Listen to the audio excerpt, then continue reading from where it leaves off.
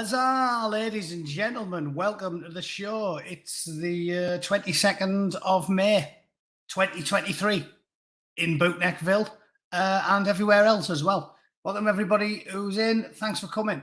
I am going to talk about that little twat, Mizzy, who's been all over the media this weekend, but not because of the reasons you think. I was going to show some of the little detestable little twat videos, but I don't think I'm going to bother because surely everybody's seen them all, and I don't want to drive any more traffic their way. What I want to talk about is this story that popped up yesterday, because as you might have expected from the lamentable fucking scum that runs things in the United Kingdom, never let a crisis go to waste is their mantra, is it not? And their response to the public outrage from, well, I suppose I'll have to show a little bit, won't I? I'll have to show a little bit, just so those of you that don't keep your finger on the pulse like the Bootneck does, because he frequently does live streams covering this degeneracy and stupidity. I suppose I'm going to have to show you one.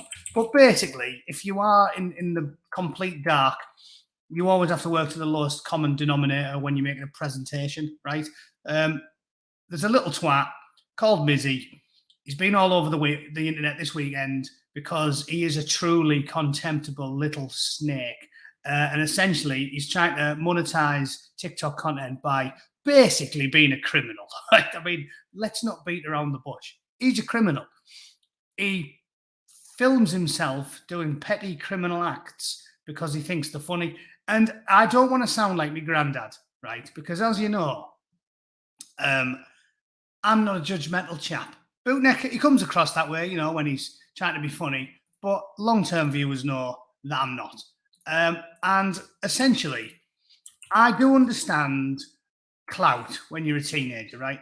I was a knobhead when I was a teenager. We used to do mischief, right? I'd be lying if I said I hadn't egged a few windows or sprayed shaving foam all over somebody's car, or threw Clemmies. We used to make little balls of mud and throw them at people's windows on mischief nights so they'd chase us.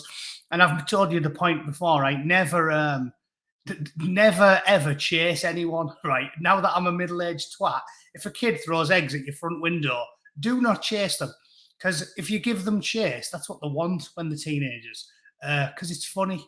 So if you chase them, you basically get given a name. We had a bloke called Flip Flops because he chased us for about 4 miles in his flip flop. He was obviously an ultra runner or something. And the lunatic chased us halfway across the town in his flip flops because we threw eggs at his house or something when I was about 15. And then consequently, whenever you're having a boring night and you've got nothing to do when you're an unruly teenager, you then go back to Flip Flops' house. And obviously, you pester them on purpose because getting chased is part of the fun. So I'm not saying I'm massively having a pop at him for being a little twat.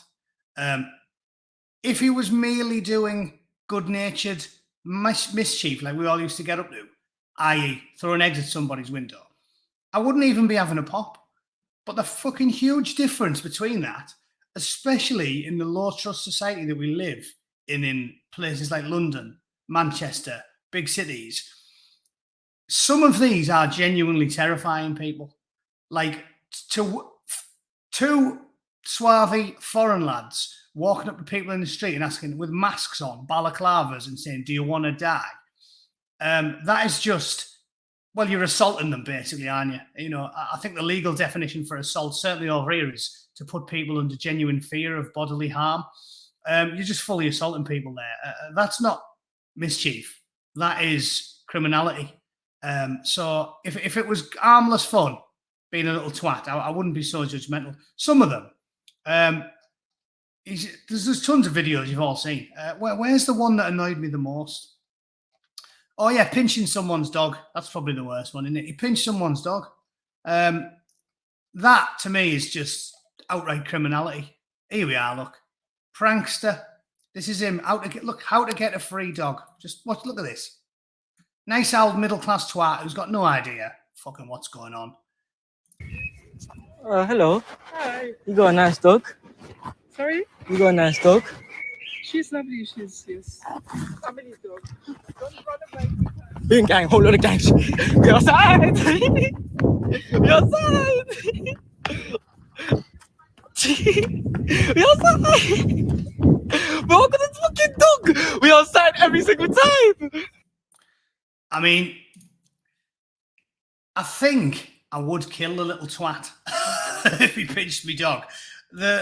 Do you see what I'm saying? Like, when I was a teenager, we used to do mischief, but never would I ever have dreamed of literally pinching a woman's dog. Like, that is, it's not even about the money. Mr. Doherty's pointing out there that that's a proper theft. It is, but I mean, come on, with a dog, it's not about the money, is it? Like, I didn't cry at either of my granddad's funerals. The closest I've ever been to bursting into tears was when my dog got put down. Like, you get attached to dogs in a way that, well, they're part of the family. You're devastated when your dog dies, aren't you? It's like losing a relative. That is absolutely shocking. And I swear to God, you couldn't blame anyone for violence if someone did that. Like, dogs are a part of the family. You don't, people like are mortified when anything happens to the dog. The reason I was more upset when my dog died than my granddad was because you spend every day with your dog, don't you? My granddad, he used to only see the old twat once every few weeks. You know what I mean? Your dog's part of the family, and I couldn't blame anyone for going completely apeshit. And it's just well for him that he's picking on pleasant middle-class arseholes in leafy shires, because I swear to God, if that happened in Albert Park in Middlesbrough, I guarantee the entire park would be breakdancing on his fucking Swede within about 2 seconds of him grabbing it. Even the scruffy little chaffy kids would be helping you. When you shouted, "That little twat has pinched my dog," you'd see the local burglars and smackheads had come out the fucking weeds to rugby tackling. It's just contemptible behaviour. So, like I said, I'm not going to go through them all, but it's all shit like that. So I'm not going to go through it all, because that's not what I want to concentrate on. But trust me, if you're unaware of him and his behaviour, that's essentially all it boils down to. It's a big, long list of shocking criminal behaviour, threatening to kill people, terrifying people, wandering around in a balaclava, making puns. The guy is literally just fucking a degenerate little shitbag, and he wants locking up. And obviously, the contemptible lackwits that run the show in the United Kingdom have gone back to the old mantra, which is never let a crisis go to waste. So yesterday, I'm greeted by this story on the Daily Express. MPs warn vile prankster that new law will force social media sites to delete his videos. A self-proclaimed prankster who films himself trespassing in shops, people's homes, and stealing dogs from parks could soon find his accounts taken down due to a new law. So what they're doing here is they're weaponising the fact that the public's rightfully outraged, seeing that this little shit, probably because of his ethnicity and his background, is seemingly impervious to the law. Because you best believe that if he was a ginger bin man from Sunderland, that he'd have been arrested the first time he broke into somebody's house, or, you know, one of the other videos, another one of him was breaking into somebody's house, just literally walking into some random bloke's London flat and then sitting on his couch, gobby, horrible, slimy little shit that he is. But, you know, if he broke into somebody's house or pinched somebody's dog or threatened to kill someone while wearing a balaclava, and he was a ginger bin man from Sunderland, he'd be in jail by the end of the day. And you know it, and I know it. So what's happening is, almost by design, right, the government has been so soft on crime for certain demographics for so long that they are now aware of the fact that they're impervious. So they're doing more and more criminality, and it's almost by design. Like I've always told you, when people like Chris Thrall talk about the malevolent psychopaths who run the world, I've always been like, but surely nobody's that evil. Surely you should never put anything down to malevolence, which could easily be explained by incompetence and cowardice and stupidity. But it's got to the point now where I really do think it's just evil genius. Some evil genius is running the show. because it all works out perfectly for them, doesn't it? Problem, reaction, solution. Yeah, as old Ike, another man that 10 years ago I mocked, and now I'm like, huh? Visionary genius. It works out perfectly, doesn't it? Because they've allowed them to do whatever they want for so long that the general public is outraged, and especially seeing them steal someone's dog. That'll get 9 out of 10 women, because you ladies, you're a little bit softer than us cold, uncaring bootnecks. That'll get 9 out of 10 of them going, I don't care what it takes. Pass whatever laws you need to stop little, horrible, thieving, slimy shitbags from pinching my dog while I'm sat in the park. And the government will happily step into that void and say, okay, you asked for it. We here have some overbearing fascist laws. And the general public, because they're stupid, are lapping it up like room temperature Ben and Jerry's, right? It's madness. So this is the first story I found when I started looking into Mizzy, typing his name in on Google and having a look this morning from yesterday. A TikTok user went viral after he filmed himself entering a stranger's house, could soon see his accounts deleted.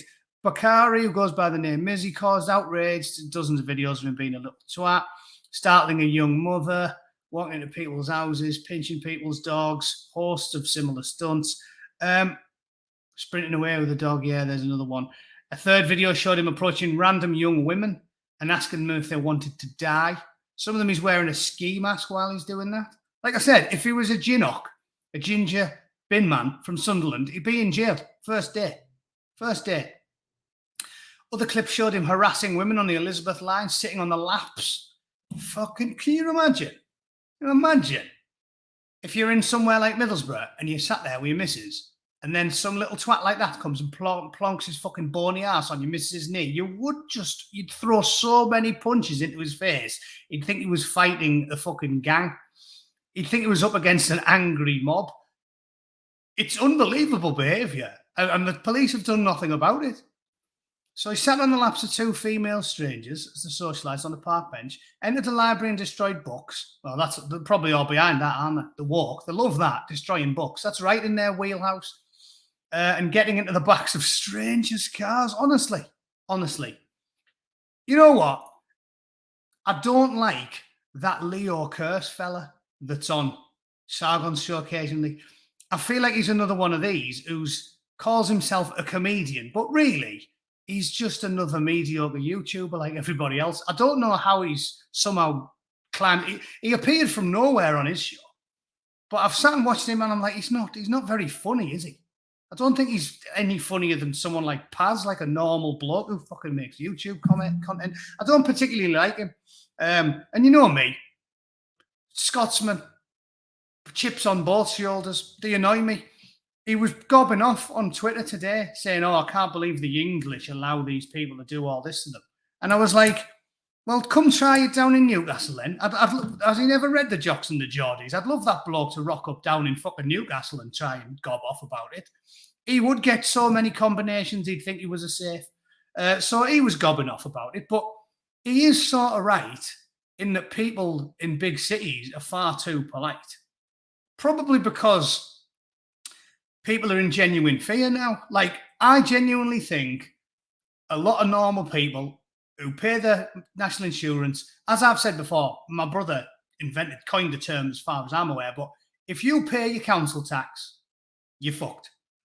He always said that to me. If you're a degenerate, if you're homeless, drug addict, smackhead, Mick Philpott, on welfare your whole life, black, illegal immigrant, any of those people who don't work 40 hours a week and pay the council tax, if you pay your council tax, you're fucked.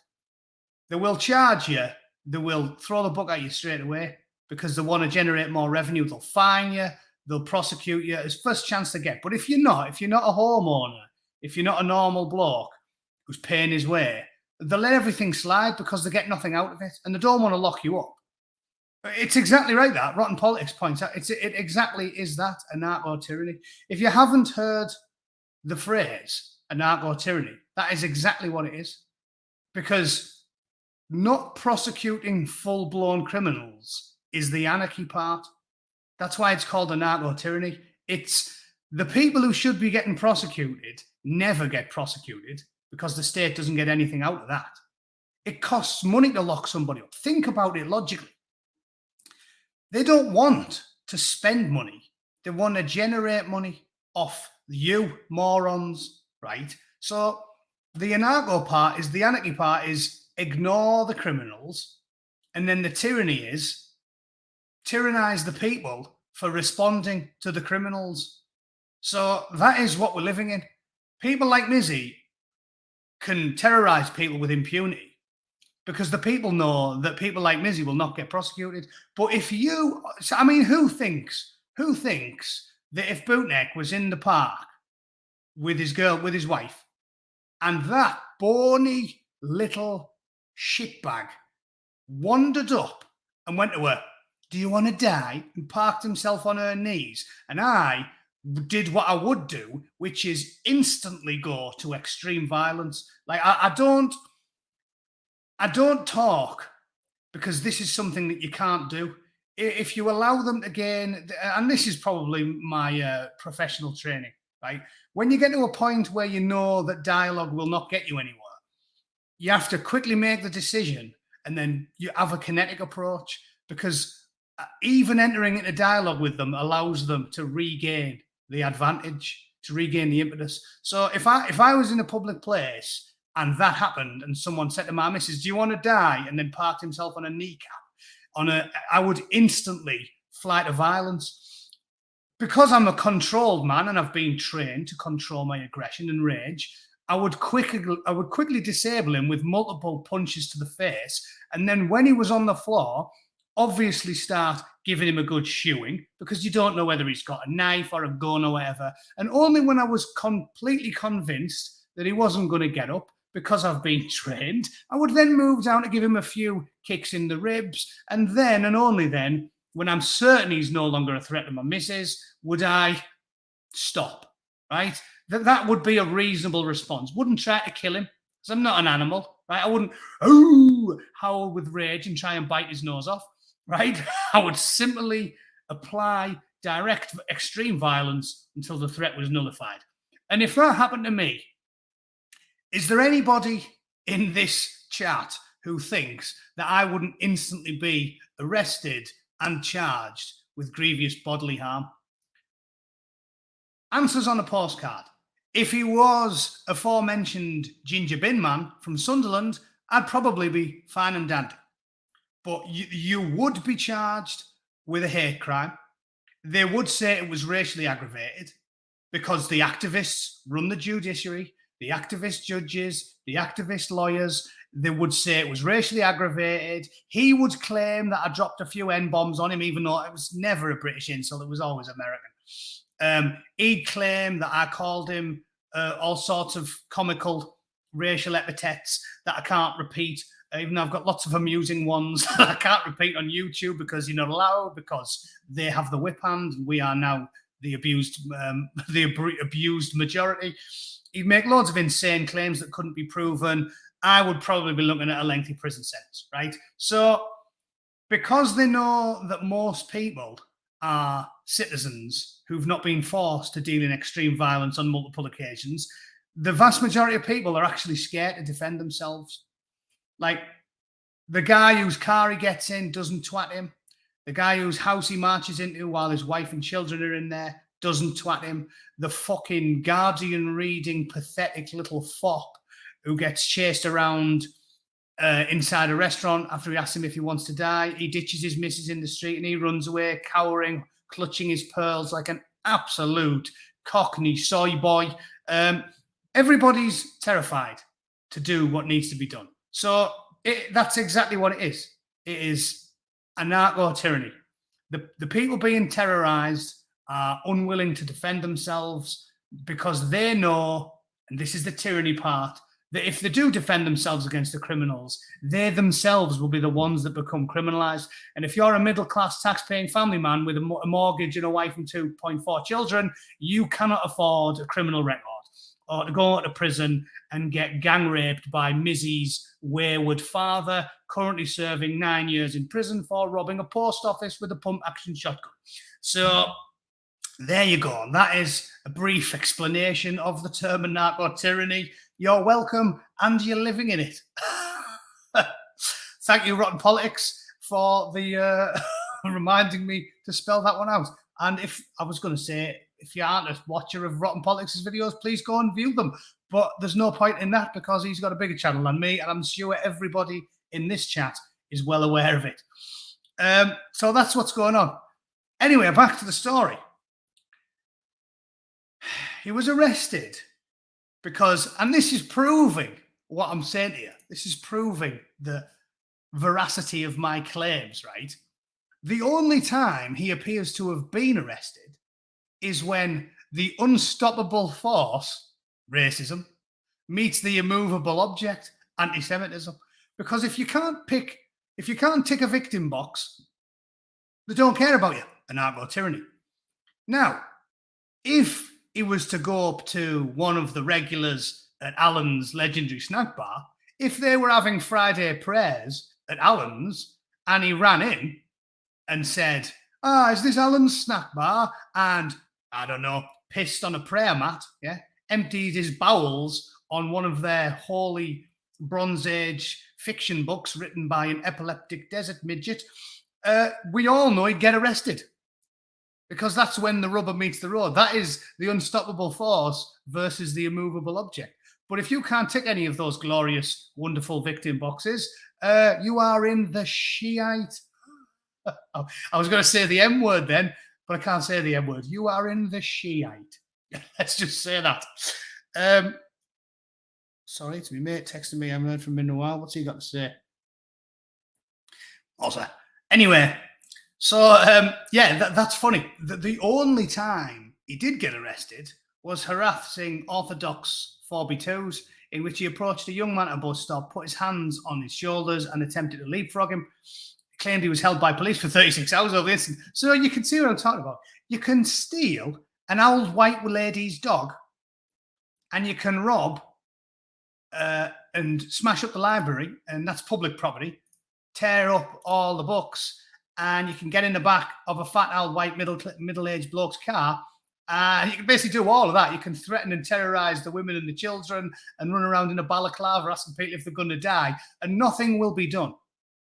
But the second you put your hands on another member of the victim pyramid, all of a sudden, plod comes a-running.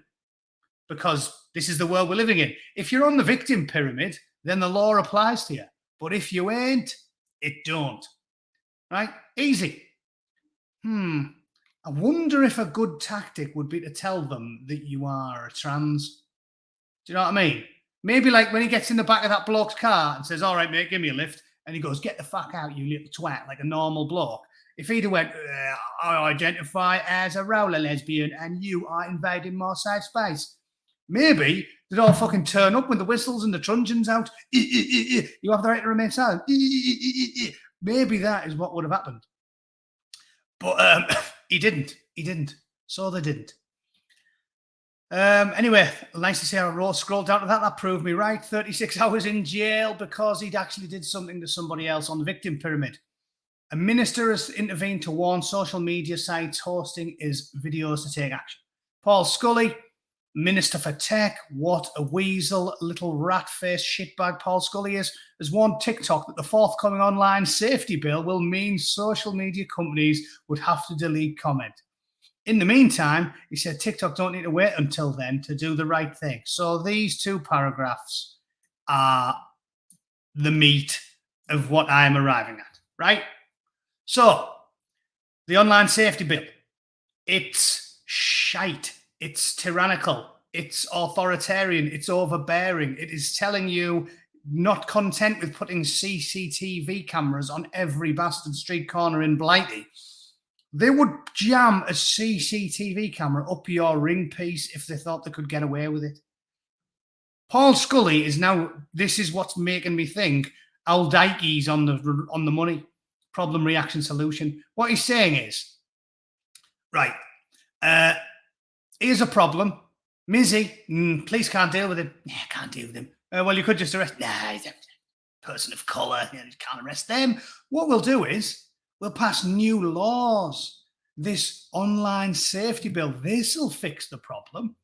And all the outraged women who see people sprinting off with the dogs, they'll go, oh, yeah, we better get behind the online safety bill. Not realizing that the online safety bill is the shackles which you will willingly don. The online safety bill is like Biden's bill about climate change, where they sneak in a laundry load of overbearing, highly illegal. Let's be honest, just say it would be illegal if they didn't write the laws. Like if this was in the 1970s, where you actually had leaders that would stand up for you, they would take one look at it and go, this stuff's highly illegal. It spits in the face of the Constitution, which is, like I said, that's what they did with COVID. They just, because they control the laws, they just changed them all and went, of course it's not illegal to constantly spy on our own citizens. Of course it's not. It is. It is. I don't care what our recent self-serving shitbag leaders do. You know in your heart of hearts that what they are doing flies in the face of English common law, spits in the face of the founding fathers, takes a big, dirty, manky shit on the head of George Washington. It's obvious to anybody with eyeballs and ears. And they just go, no, we've just amended the law. Well, you could amend the law and say it's acceptable to finger a nun while she shrieks in terror, but it doesn't mean the general public will go, oh, yeah, it's perfectly legal. You know what I'm saying? It flies in the face of common sense. And that law over here, where it's filled with shit like, oh, all the new cars have to have a button in that we can just press and turn it off whenever we want, because you might drive somewhere we don't like. Or we'll tell you what you're allowed to eat. Or we'll tell you have to get an experimental medical procedure. Your own body isn't even sacred. We'll legally make it so Bootneck has to grab his ankles and then Rishi Sunak can fuck him with a bottle of shampoo. Oh, well, we'll just change the law. Legal. Then I'm like, Rishi's fucking plugging me. Oh, it's legal. It's legal. Change the law. Oh, okay, then. It's perfectly fine. It's the spirit of the thing that matters. And this is what these wankers doing, which, as I said, makes you think. The Pringles can, yeah, they are. They're getting Rishi's blue vein flute, plate. That's what you're getting. So basically, they're going to push it through, and the general public are going to lap it up. Like half-baked. That's my favourite flavour of ice cream. Before I boycotted Ben & Jerry's about 3 years ago, I used to eat loads of that shit. Half-baked, cookie dough and fudge brownie. Oh, mint. Can't eat it anymore. Wankers. Anyway, they'll lap it up like partially melted, half-baked. They'll lap it up because people are stupid. And that's it. So don't let it fool you. This isn't about Mizzy. This isn't about little, horrible, slimy little twats acting with impunity because they know the legal system will not do anything about it. This is ushering in authoritarian, overbearing things that spit in the face of the founders of English liberalism. The reason English people are arrogant is because we should be. The French are arrogant and they can't run a piss up in a brewery. English people should be arrogant. Essentially, the great English, well, all the founding fathers' heritage was English. John Locke, the fathers of the Enlightenment, most of them were English. These clever people, by standing on the shoulders of giants, made a society that enshrined personal freedom and liberty in the law, in the veins, the lifeblood of the country. And in the last 30 years, the scum that leads us has pissed all over it. You are not free people in the United Kingdom. I keep telling you this, America's got its problems. I'll always argue when some yank says, oh, you're not free in England, you all have to do what the fucking king tells you. You don't. It's not as grim as they think it is. But you're not free. In America, we're not free. I always make that point. We're just unfree in different ways. But on the freedom of speech issue, the Americans have us licked. And the UK is fucked. If this goes through, you can do nothing without some... I mean, look who runs the government, these civil servants, these bureaucrats. It's not that you can trust them. if we'd been well led for the last 50 years, you might say, oh, maybe the online safety bill won't be that big of a deal. But look who's been lording it over us for the last 3 decades. Look at them. Do you trust Tobias Ellwood, do you? Do you? Bloke's a fucking backdoor officer in charge of a military-grade psycho-conditioning unit who basically get trained in psychological operations, and they deployed them en masse to use against the British public. And now you're going to sit there and go, oh, yeah, I trust the government's online safety bill. That'll keep me safe from Mizzy pinching me dog. Give your head a shake. You must have a skull full of cow shit if you think that's a good idea. Just because some little black kid who will never get criminally charged because he's living in London and there is a racial hierarchy in the justice system. Just because he's pinched some old woman's dog, you're going to bend over and grab your ankles for the state. For Tobias Ellwood. Do you trust Tobias? If you trust Tobias, your judgment is sorely lacking. I used that phrase on Twitter this weekend. There was people saying they trust Mitt Romney more than Tulsi Gabbard. Tulsi Gabbard was saying all wars end eventually. We should just get there as fast as we can. Why are we just invoking nuclear war? Why are we constantly antagonizing the Russians? And there was liberals, I don't know the meaning of the word, on Twitter saying, oh, I'm a Democrat, but I trust Mitt Romney a lot more than Tulsi Gabbard. There was liberals on Twitter saying, oh, Mitt Romney's a good guy because he's a self-made billionaire. I mean, seriously, this is how mad the world's gone. You're like, do you know how much of a weasel Mitt Romney is? Shall I segue into that? Because I'm sure a lot of English people don't know what I'm talking about. Anyway, to draw a line under that, yes, online safety bill, holy shit, grab your ankles. If you think that's a good idea, you deserve what's coming. And what's coming is a big, massive, spiky dildo wielded by Tobias Ellwood. Well, no, he'll probably just stand there masturbating while 6 soldiers grab you and rape you with the spiky dildo. He'll just stand there lubing up a vase and lowering himself onto it while pulling his pudding. So Tobias won't be doing the reaming, but he'll be pulling himself off watching. If you think that's a good idea, you're welcome to it. You're welcome to it, right? Back to what I was going to approach. So Tulsi Gabbard, let me just segue into this because, honest to God, it blew my fucking tiny mind. These people in America who do not even know the meaning of the word liberal say things like this. Look at this. You get condemned for it, right? So, can you see that? Let me have a look. Yeah, I'll just zoom it up a bit. Tulsi Gabbard made this perfectly reasonable claim. The warmongers are trying to drag us into World War III because they profit from it, right? They've got bunkers, you haven't. It can only end in one way, nuclear annihilation and the suffering and death of our loved ones. Zelensky, Biden, NATO, media neocons are insane. And we are insane if we allow them to lead us into this Holocaust like sheep to the slaughter.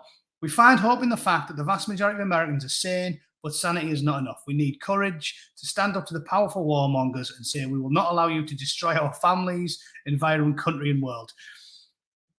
Dare I say that 5 years ago, such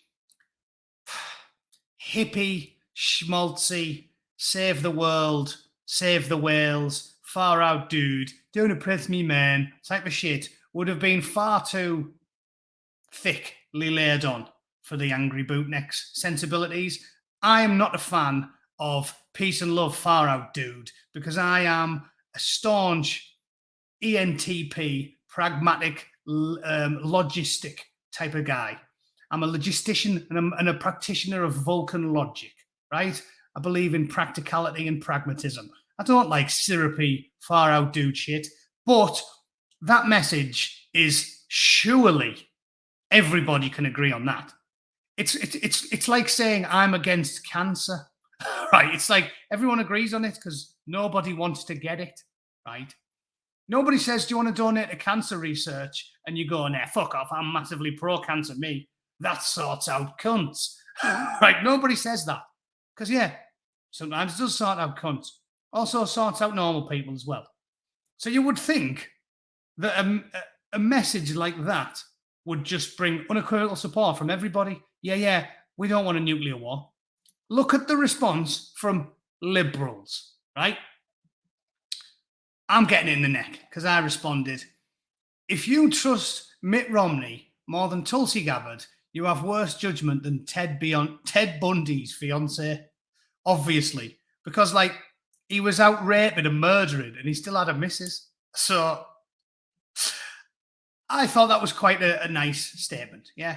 If you trust the billionaire, warmonger, venture capitalist, proven liar, presidential candidate, fucking weirdo, more than you trust the woman who was a Democrat for like 15 years, 20 years, and only turned against them when they lost their mind and turned completely insane, then you've got worse judgment than Ted Bundy's. Look at the responses I got to this. Look at this. I've got a lot of good responses. Look at this one. This guy thinks he's being clever. Ted Bundy's fiance is still alive. Slick. Like A, I didn't know that because I haven't seen the fucking documentary. And B, like that's a rebuttal. Like, checkmate. She's got excellent judgment because she's still alive. No, just because he didn't kill the fucker doesn't mean she's a fucking paragon of logic and cold reason, does it? Shit for brains. I trust Romney more than Tulsi, and this is where the liberals come in. Look, Mitt Romney doesn't work for the Russians. I don't know what you can say. She's a Russian that needs to go back to her motherland. Born and raised in America. Democrat politician for 15 years. Served in the National Guard for 10. And they just, on a whim, say she's a Russian. How is she a Russian? Can you just identify as a Russian now? I mean, I suppose if a woman can identify as a bloke, and a bloke with a massive lob on can identify as a woman, I suppose you can. But look at these people. Completely lunatic. This one got deleted by some fucking maniac. So I couldn't reply to that one. Look at this one. This is a liberal. One of the self-made billionaire, religious and family man. Another is a political hack, but go on. This is a left-wing liberal. One is a self-made billionaire, religious and family man. So this is peak clown world in one tweet, this. Because think about it. You've got liberal Democrat voters who are now not only praising the possibility of nuclear annihilation, endless war, and pumping public money into the coffers of arms manufacturers. But you've got a woke left-wing liberal saying, oh yeah, well, I trust him because he's a self-made billionaire. Like maybe it's like 4D chess and the Republicans are all slapping themselves on the back in Trump's secret underground lair saying, we've turned the left into pro-billionaire, pro-religious, pro-endless war. Maybe they are. But I just think they're completely fucking insane. If you can get a liberal to say, yeah, but he's a self-made billionaire and he's religious, so therefore he's the best. I mean, I don't even know what to say about it. Does that make any logical sense to you? Sadwings, there's a Republican. Can you believe that? Can you believe you've got a liberal woke lefty saying, oh yeah, but he's a self-made billionaire and he's religious, so I believe him. All right then. If that's logical to you, I don't know what else to tell you. I said, sorry, are you one of these people that calls themselves liberal but advocates for hypocritical billionaire venture capitalists and endless war and tells me go on like I'm the one taking crazy pills? I mean, yeah, completely fucking mental. That is as mad as calling Thomas Sowell a racist or, just up is down. Like the world's gone completely mad. It's as mad as Justin Trudeau calling you sexist because you don't want to get a vaccine. Like, is it? Not related to anything, even remotely on point or subject, but all right then. You say I am, I guess I am. Brilliant. So I love that. The world's gone fucking mad, is all I can say. It makes no sense to me at all. Look, Mitt over Tulsi every day. And I hate Mormons and Republicans. Do you?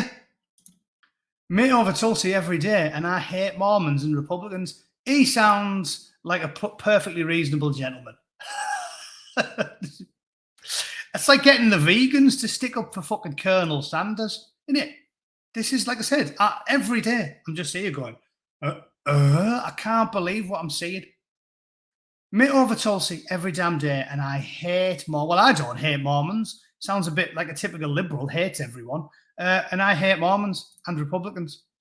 Amazing. Amazing. Yeah. All right, mate. You go and suck off Mitt Romney. Mitt Romney's a venture capitalist. Do you know how Mitt Romney made his money? How venture capitalists make the money? They're the type of people, to his credit, Tucker Carlson, as I said, he was an actual libertarian and not just a conservative. He made a big, long piece years ago that I remember watching about Cabela's, the outdoors company, fucking up a little town by buying up all of the stuff. And venture capitalists like Mitt Romney are totally soulless vampires.